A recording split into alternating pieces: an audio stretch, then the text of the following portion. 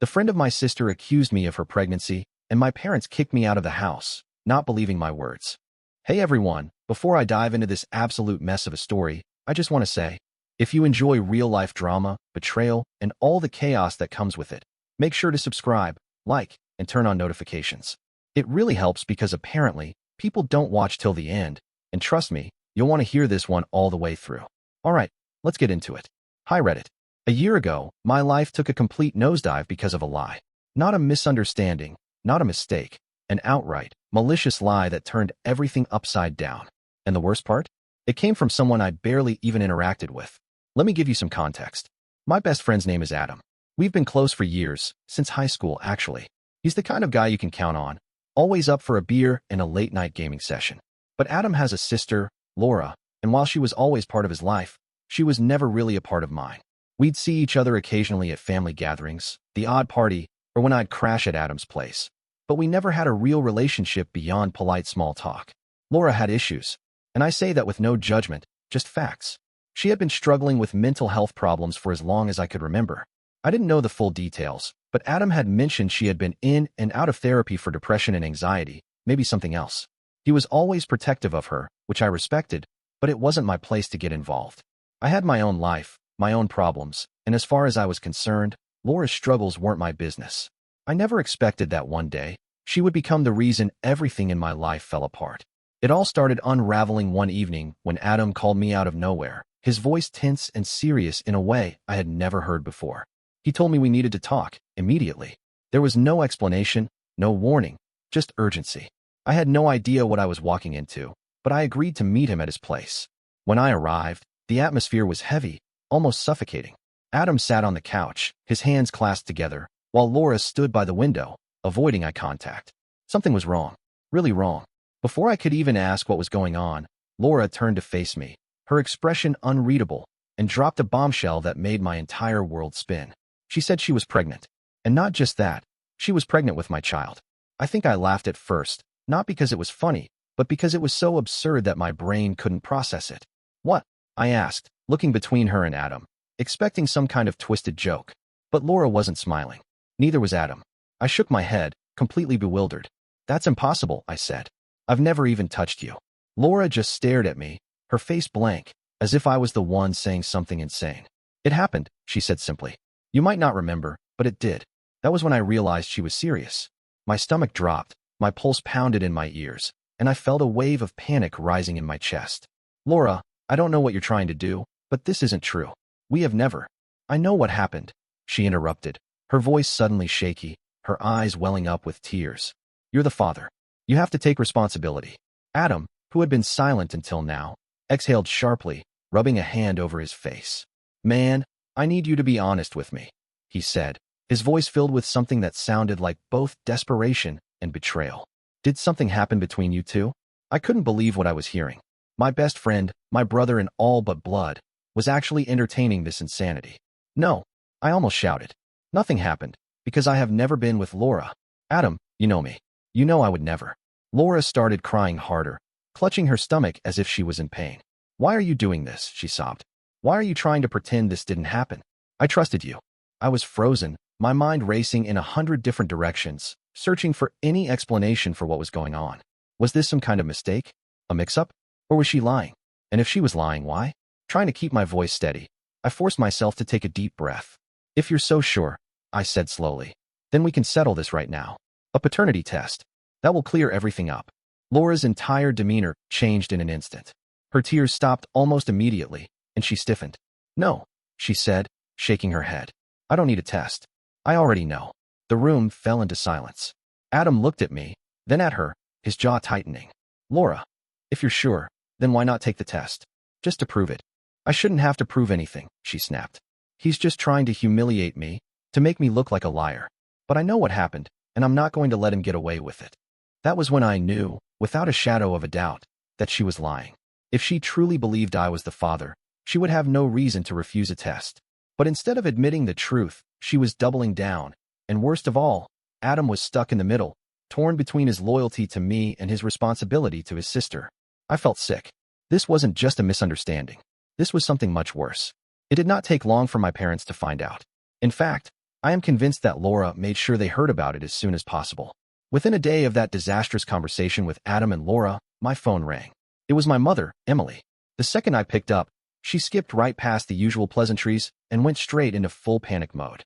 "Is it true?" she demanded, her voice trembling with emotion. "Is Laura pregnant with your child?"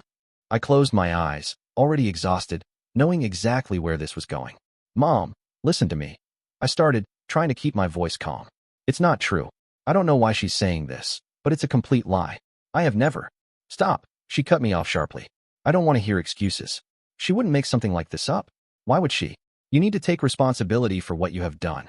It was like I had been punched in the gut. I had expected doubt, maybe a little hesitation, but not this immediate, unwavering belief in Laura's story. "Mom, I swear to you, I have never even been alone with Laura, let alone." "Then how do you explain it?" she snapped. "She's pregnant, and she says it's yours." I could already hear my father, Thomas, in the background. His voice was lower, more controlled than my mother's, but just as filled with disappointment. "We didn't raise you to run away from your responsibilities, son," he said firmly. "If this is your child, then you need to step up." The frustration and helplessness bubbled up inside me, making my hands shake. "It's not my child," I repeated, my voice rising despite myself. "She's lying, Dad. I asked for a paternity test, and she refused. That should tell you everything." But they were not listening. They did not even consider the possibility that Laura might not be telling the truth. Instead, they doubled down, pressuring me at every turn. My mother cried, telling me how ashamed she was, how she never expected her own son to act like this. My father lectured me on integrity and responsibility, telling me that denying my child would only make things worse. I tried reasoning with them. I tried explaining how ridiculous this was, how there was zero chance that I was the father. But it did not matter what I said. In their eyes, I was already guilty. The more I insisted, the more they accused me of being in denial. Then came the manipulation. My mother started calling me multiple times a day, sometimes crying, sometimes furious. "Do you even understand what you're doing to that poor girl?" she would say. "Carrying your child, all alone, and you're just abandoning her like she's nothing? How could I have raised such a selfish son?" My father took a different approach. He did not yell, but his words were just as cutting. "You can be stubborn all you want, but the truth will come out," he told me. "And when it does, you'll regret how you treated her. You're embarrassing this family." I was losing my mind. No one was listening to me.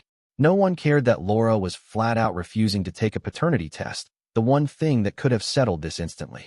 It felt like I was screaming into a void, while everyone around me had already made up their minds. The worst part was that my parents were not just angry with me.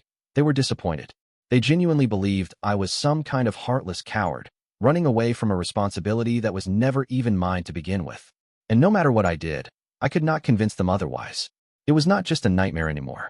It was my reality, and I had no idea how to get out of it. At some point, after countless arguments and endless frustration, I realized that trying to convince my parents with words was useless. They had already made up their minds, so I had to give them something undeniable, something they could not ignore or twist against me. That was when I remembered a crucial detail, one that made this entire situation even more absurd. At the supposed time of conception, I had not even been in the same city as Laura. I had been traveling for work, attending a 3-day conference in another state. I had hotel receipts, flight tickets, and even messages from co-workers who had been with me the entire time. There was absolutely no way I could have been with Laura, let alone gotten her pregnant. Armed with this proof, I confronted my parents again, hoping that this would finally make them see reason. I laid everything out, my travel itinerary, the timestamps on my flight tickets, even a photo a co-worker had taken of me at a dinner event on one of those nights. I wasn't even here. I told them, my voice firm, certain that this would finally be the moment when they realized how ridiculous this all was. But to my absolute disbelief, they did not care. My mother shook her head, her expression unreadable. "Maybe the dates are just a little off," she said, as if that changed anything. My father crossed his arms, unimpressed. "You could have come back earlier than you said," he muttered, as if I had somehow secretly taken a flight back, met with Laura, and then returned without anyone noticing. I could not believe what I was hearing. They were so determined to believe Laura that they were willing to dismiss hard evidence. At that moment, I understood that it was not about logic or facts anymore. My parents had already chosen their side, and nothing I said or did was going to change that. Thankfully, not everyone had lost their minds. My close friends stood by me, and they were just as furious about the situation as I was. Adam, after our initial argument, was still struggling with everything, but even he admitted that Laura refusing a paternity test was suspicious. My other friends, the people who had known me for years, believed me without question. They saw how messed up this was and assured me that they had my back no matter what. But not everyone was so sure. Some people, the ones who were not as close to me, started to hesitate. I could see it in their faces when I talked to them, in the way their responses became more careful, less certain. I mean, I believe you, man, but why would she make something like this up? Someone asked me one night. It just doesn't make sense. That was the problem. People did not want to believe that someone could lie about something so huge. They would rather think that I was in denial or that I had made a mistake than accept the fact that Laura was capable of something this twisted. I felt like I was trapped in a nightmare where the truth did not matter. No matter how much proof I had, no matter how ridiculous the accusations were, the damage was already done. People were doubting me. My own parents thought I was a liar. And the worst part? Laura was still refusing a paternity test, yet no one seemed to care. I was running out of ways to prove my innocence, and I had no idea what to do next. The breaking point came faster than I expected. After weeks of constant pressure, emotional manipulation, and outright refusal to acknowledge reality, my parents finally laid everything on the table. They called me over one evening, their faces grim, their expressions colder than I had ever seen before. "We can't keep doing this," my father said the moment I sat down. His voice was firm, final, as if he had already decided how this would end. My mother sat beside him, her eyes red from crying, but there was no warmth in her gaze when she looked at me. I already knew what was coming, but I still waited for them to say it. "You have a choice," my mother said, her voice trembling. "Either you take responsibility for this child, or we can't have you in this family anymore." I stared at them, feeling the weight of their words settle deep in my chest. "You're giving me an ultimatum?" I asked, my voice quiet but steady. "We are," my father confirmed, his tone leaving no room for negotiation. "This is not just about you anymore. There is a baby involved. A baby who needs a father." I clenched my jaw, fighting against the frustration that had been building inside me for weeks. "A baby that isn't mine," I reminded them. "I have given you proof. I have shown you everything I can.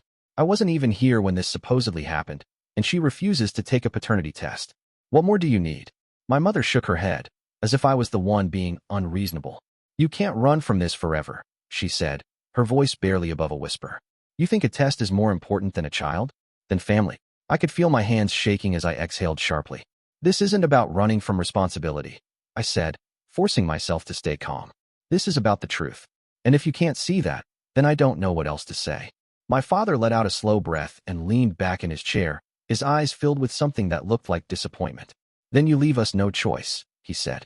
"If you won't do what's right, then you are no longer our son." For a moment, I thought I had misheard him. I looked at my mother, expecting her to object, to say something. Anything that would tell me she was not going along with this. But she only lowered her gaze, refusing to look at me.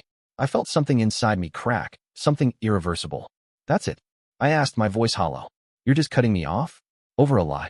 My father's expression remained unmoved. "You made your choice." The words hit harder than I expected. I had been preparing myself for this moment, knowing that it was a possibility, but nothing could have braced me for how final it felt, for how easily they were willing to throw me away. I stood up slowly, nodding to myself as the reality of it all sank in. "All right," I said. "If that's how it is, then I guess this is goodbye." My mother let out a quiet sob, but she did not call me back. My father did not say another word. I walked out of that house for what I knew would be the last time, feeling numb, empty. My own family had chosen a lie over me, and no matter what happened next, I knew there was no coming back from that. Months passed, and I tried to move on. There was nothing else I could do. My parents had made their choice, and I refused to live my life carrying the weight of a lie. But no matter how much I tried to distance myself, the damage was already done. People still whispered about me, some friends still doubted me, and worst of all, my own family had erased me from their lives. Then, Laura had the baby. I had known this moment was coming, but when I saw the announcement, pictures of my parents proudly holding their grandchild, it felt like someone had knocked the air out of my lungs. They had fully embraced the lie. There was no doubt left in their minds, no hesitation.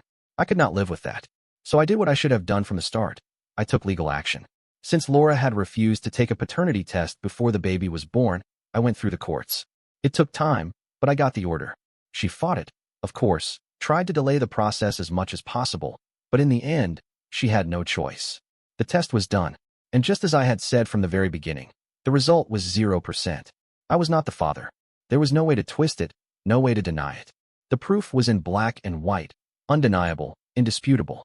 I had never even touched Laura, and now, finally, I had the one thing that could shut down every single lie. I sent the results to my parents. No message, no explanation. Just the hard truth they had refused to believe. They did not call. They did not apologize.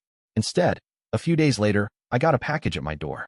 Inside was an expensive watch, a gift I had once admired in a store but never bought for myself. Then came another delivery, a check written out in my name, with an amount large enough to make someone think they were trying to buy their way out of guilt. No message, no phone call, no apology. That was how they chose to handle it. They did not acknowledge how they had turned their backs on me, how they had disowned me over a lie, how they had treated me like I was worthless the moment someone accused me of something I never did. They just tried to smooth things over with gifts, as if money and expensive things could erase the fact that they had ruined my life. I never cashed the check.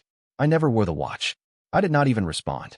They had shown me exactly who they were, and I had no interest in pretending that things could ever go back to the way they were. Even with the truth in front of her, Laura refused to back down. Most people, after being caught in a lie that massive, would at least have the decency to disappear, to let the whole thing fade into the background. But not Laura. She doubled down. Not long after the DNA test results came out, I started hearing things. Whispers. People in town giving me strange looks, some avoiding eye contact, others watching me like I was some kind of criminal who had gotten away with something. I did not understand what was happening until one of my friends finally clued me in. Laura had started telling people that I had faked the test.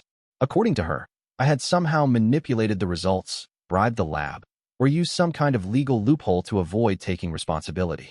She never explained exactly how I had managed to pull off this grand conspiracy, of course, but it did not matter. Some people believed her. People who had known me for years, people who had already doubted me when the accusations first started, now had an excuse to keep believing the worst about me. I could feel it every time I went into a store or walked down the street. The shift in energy. The way people paused their conversations when I walked past. The way some of them whispered, just quiet enough that I could not hear the words, but loud enough that I knew they were talking about me. Then she took it even further. One night, out of nowhere, I got a message from my ex, Sarah. We had broken up a year before any of this happened, but we had ended things on good terms. She had moved on, I had moved on, and we had not really spoken in a while. But now, she was reaching out, and she was furious. "How could you do this?" she wrote. "I thought I knew you." I had no idea what she was talking about until she sent me screenshots.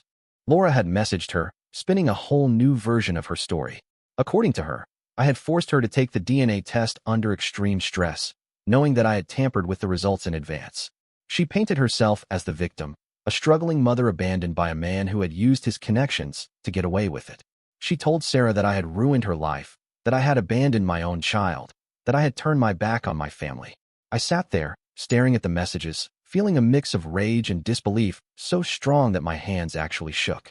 Sarah, to her credit, had not immediately believed her, but the fact that she had even considered it was enough to make me sick. I called her, told her everything. I sent her the test results, the court documents, every single shred of proof that backed up my side of the story. By the end of the conversation, she believed me again, but it did not change the fact that Laura had gone that far just to keep her lie alive. That was it for me. I was done. I blocked Laura on everything. I told Adam I wanted nothing to do with her ever again. I stopped trying to defend myself to the people who wanted to believe the worst about me. I was tired of explaining, tired of proving myself to people who did not even care about the truth. Laura could say whatever she wanted. She could keep lying until she had no one left to lie to. But she would never have a place in my life again. Cutting Laura off should have been the end of it. But of course, my parents were not willing to let things go so easily. After months of silence, after they had disowned me without a second thought, they suddenly decided that they wanted me back in the family. But not because they had realized they were wrong, not because they wanted to make things right, because they wanted control. It started with my friends. At first, it was subtle. A message here, a call there. My mother reaching out to one of them, saying she was worried about me, that she just wanted to talk, that she hoped they could help bring us back together. Some of my friends ignored it, but others, the ones who had known my parents for years, felt guilty. They told me my mother sounded heartbroken, that she had been crying, that maybe I should just hear them out. Then the messages changed. When my friends stopped engaging, my parents' tone became more forceful. They started saying I was being stubborn, that I was letting pride get in the way of family. They painted me as the villain, the son who had abandoned his loving parents over a small mistake. They tried to guilt-trip my friends into convincing me to come back, to stop this nonsense, and fix things before it was too late. I told my friends to block them. That was when my parents escalated. One afternoon, I was at work when my boss called me into his office. The moment I saw his face, I knew something was wrong. He looked uncomfortable, almost apologetic, as he gestured for me to sit down. I got a strange call today, he said carefully. From your parents. I felt my entire body go tense. They didn't say anything outright, he continued, watching my reaction, but they hinted that you were in some kind of trouble, that you might need help handling some personal issues. I could feel my pulse pounding in my ears. Did they say what kind of trouble? I asked, my voice steady despite the anger building inside me. He shook his head. No, but the implication was clear. They wanted me to be concerned, to think something was wrong with you. He paused, then leaned forward slightly. I don't know what's going on between you and your family, and it's not my business. But I wanted you to know that if this continues, it could become a problem. I clenched my jaw, forcing myself to stay calm. I understand, I said. It won't happen again.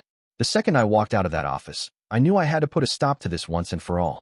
I had ignored my parents' manipulations for months. I had let them talk behind my back, spread lies, try to guilt-trip me into coming back. But trying to interfere with my job? That was crossing a line. That same day, I contacted a lawyer and started the process of filing a restraining order. It was not an easy decision. No matter how much they had hurt me, they were still my parents, and part of me hated that it had come to this. But I had spent too long letting them control the narrative, letting them manipulate everyone around me. I was done. Once the paperwork was filed, they were officially put on notice. No more calls, no more messages, no more trying to reach out through my friends or my job. If they contacted me again, if they even tried to interfere in my life one more time, legal action would follow. For the first time in months, I felt like I had finally taken back control. I thought the restraining order would be the end of it. I thought that, finally, they would understand that I was serious, that I was done playing their games. But I had underestimated just how far they were willing to go.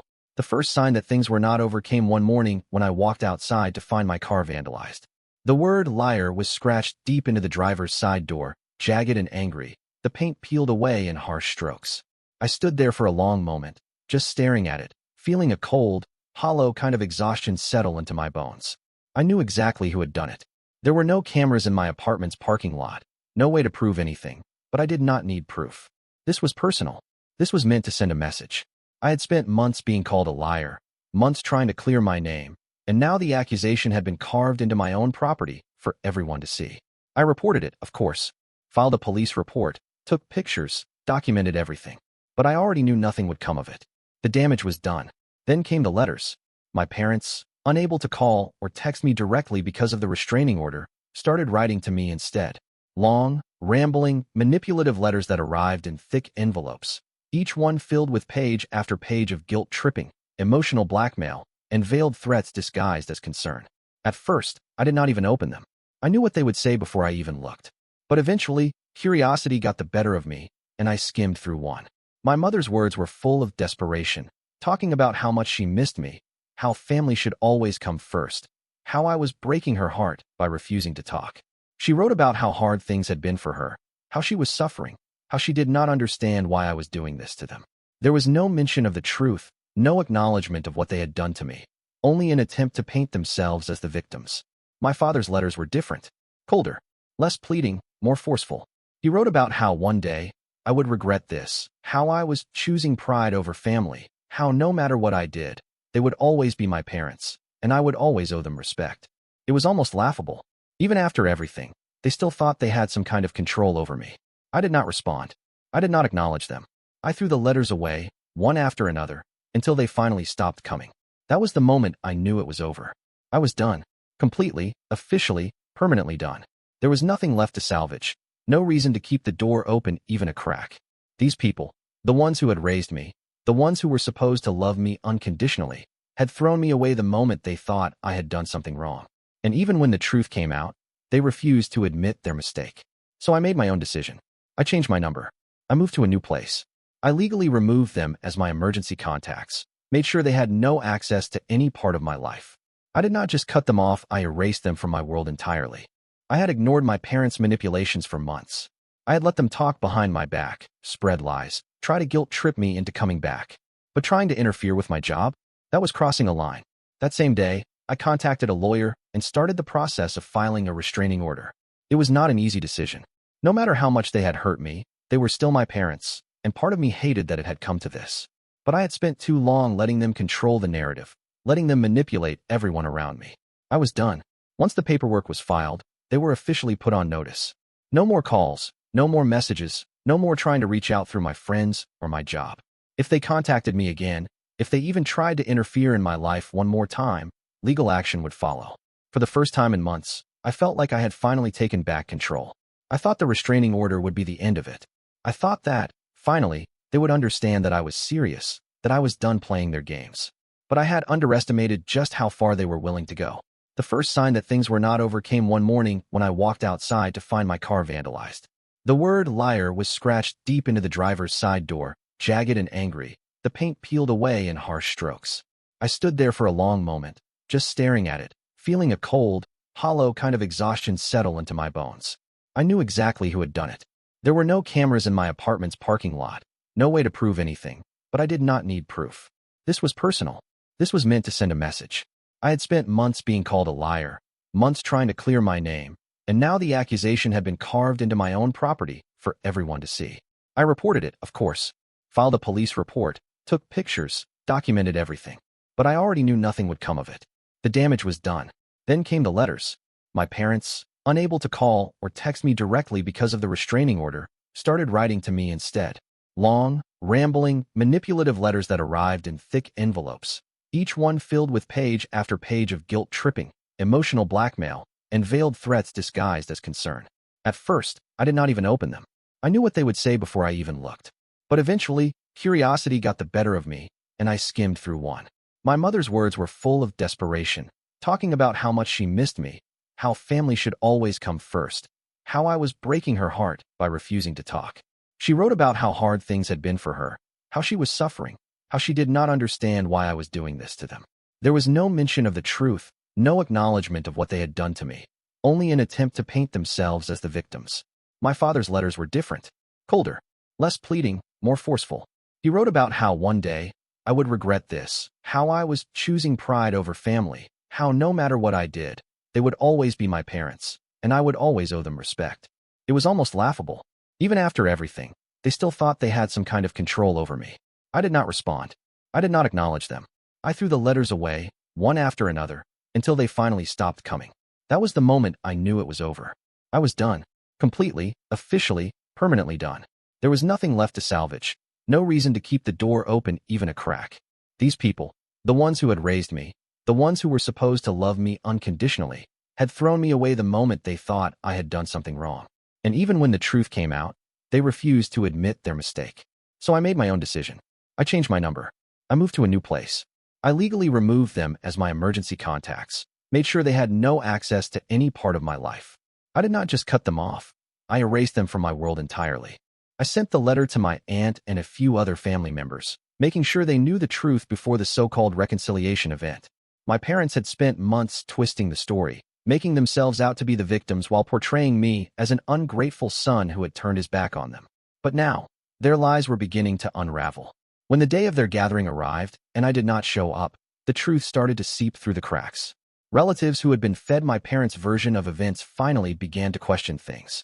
If I was really the one refusing to reconcile, why had they needed to lie about my attendance? If they were truly innocent in all of this, why had they been caught in yet another manipulation? My parents were left humiliated. People who had blindly believed their side of the story started to doubt them. The whispers that had once been about me now turned on them, and the cracks in their carefully constructed lie grew wider. That was the last time they ever tried to reach out. They had lost control of the narrative, lost the ability to use guilt and manipulation to force me back. For the first time since this nightmare began, they were forced to sit with the consequences of their own actions. I never looked back. I had already given them too many chances, already wasted too much time trying to reason with people who had no interest in the truth. They had made their choice long ago, and now they were left to deal with the fallout. And for the first time in my life, I no longer cared. Looking back, I realize now that sometimes the hardest thing you can do, the thing that feels the most unnatural, is walking away from the people who are supposed to love you unconditionally. I grew up believing that family was everything, that no matter what happened, they would always be there for me. But when it really mattered, when I needed them to trust me, they threw me away without hesitation. They chose to believe a lie because it was easier than admitting they had been wrong, and no amount of proof, logic, or pleading could change that. For a long time, I held on to the idea that if I just said the right thing or presented the right evidence, I could fix it. I thought that one day, They would finally see the truth, finally apologize, and everything would go back to the way it was. But that day never came. Instead, I learned the painful lesson that some people, no matter how much history you have with them, will never take responsibility for their actions. Some people will twist reality to suit their own narrative, no matter how much damage it causes. Letting go of them was not easy. It felt wrong at first, like I was betraying something sacred. But the further I got from them, the lighter I felt. The absence of their constant manipulation, their guilt-tripping, their toxicity. It was like stepping out of a suffocating room and finally breathing fresh air. I built a new life for myself, one where I was not constantly fighting to prove my innocence to people who refused to listen. I surrounded myself with people who actually cared about me, who did not need to be convinced of my worth, who stood by me even when things got messy. For the first time in years, I felt free. At the end of the day, I lost my parents, but I found something far more important: peace. And if I had to choose between the two, I would make the same decision every single time. But that is just my story. What do you think? Have you ever had to cut ties with family for your own sanity? Would you have handled it differently, or do you think I did the right thing? I would love to hear your thoughts.